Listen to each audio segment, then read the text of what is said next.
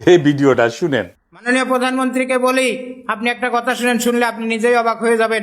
আওয়ামী লীগের এই 15 বছরের আমলে যত বিএনপি জামাতের নেতাদেরকে গ্রেপ্তার করা হয়েছে, গ্রেপ্তারের পরে তার পরিবারের স্ত্রী, কন্যা, মা, বোনরা ওই আসামির সাথে দেখা করতে চেয়েছে।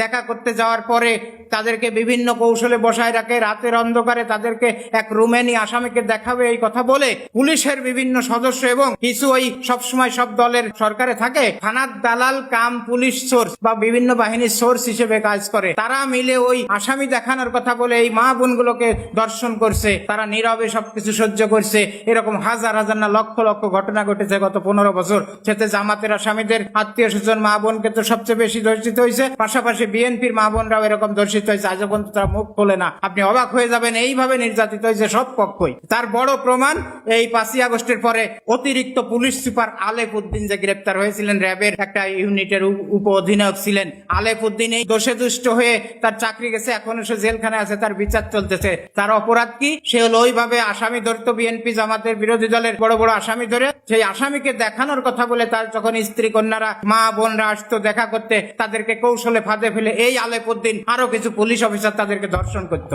এইভাবে সবাই নির্যাতিত হয়েছে। আর আপনি বলেন গুপ্ত অমুক আওয়ামী লীগের সহযোগিতা নিয়ে চলছে গুপ্ত।